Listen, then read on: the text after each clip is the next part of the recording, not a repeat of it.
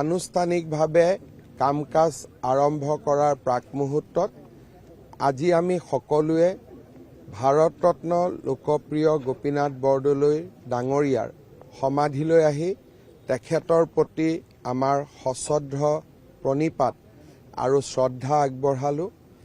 আমি তেখেতৰ পৰা আশীৰ্বাদ বিচাৰিছোঁ যে তেখেত য'তেই আছে তাৰ পৰা আমাক আশীৰ্বাদ দিয়ক, যাতে অসমৰ সুৰক্ষা আৰু অসমৰ বিকাশৰ বাবে আমি কাম কৰি যাব পাৰোঁ। যোৱাকালি অসমৰ মুখ্যমন্ত্ৰী হিচাপে মই শপত গ্ৰহণ কৰোঁ আৰু লগতে আমাৰ 4গৰাকীয়ে মন্ত্ৰীয়েও মন্ত্ৰিত্বৰ শপত গ্ৰহণ কৰে। আমি সকলোৱে জানো যে আধুনিক অসমৰ ৰূপকাৰ আৰু আধুনিক অসমখন নিৰ্মাণৰ বাবে অসমৰ সুৰক্ষা আৰু বিকাশৰ কাৰণে ভাৰতৰত্ন লোকপ্ৰিয় গোপীনাথ বৰদলৈ ডাঙৰীয়াই জীৱন জুৰি সাধনা কৰিছিল, সাগৰ সমান বৰঙণি আগবঢ়াইছিল। ভাৰতীয় জনতা পাৰ্টীৰ চৰকাৰখনৰো লক্ষ্য হৈছে সুৰক্ষা আৰু বিকাশ। স্বাধীনতাৰ প্ৰাকখনত আৰু স্বাধীনতাৰ ঠিক পৰৱৰ্তী সময়ত ভাৰতৰত্ন লোকপ্ৰিয় গোপীনাথ বৰদলৈ ডাঙৰীয়ায়ো অসম আৰু অসমীয়াৰ সুৰক্ষা আৰু বিকাশৰ বাবে কাম কৰিছিল।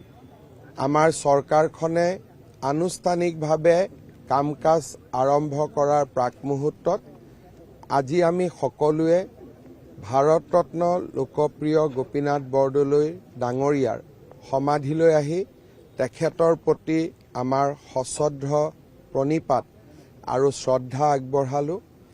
আমি তেখেতৰ পৰা আশীৰ্বাদ বিচাৰিছোঁ যে তেখেত য'তেই আছে তাৰ পৰা আমাক আশীৰ্বাদ দিয়ক, যাতে অসমৰ সুৰক্ষা আৰু অসমৰ বিকাশৰ বাবে আমি কাম কৰি যাব পাৰোঁ।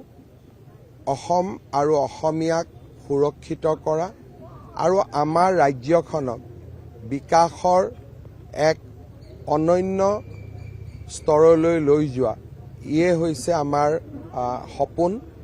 এই সপোনবোৰ পূৰণ কৰাৰ ক্ষেত্ৰত আজি আমি সকলোৱে লোকপ্ৰিয় বৰদলৈ ডাঙৰীয়াৰ পৰা আশীৰ্বাদ বিচাৰিছোঁ। আজি আমাৰ 2টা বজাত অসম চৰকাৰৰ প্ৰথম কেবিনেট বৈঠক আৰম্ভ হ'ব, অৰ্থাৎ কাৰ্যত আজিৰ পৰাই চৰকাৰখনে কাম আৰম্ভ কৰিব।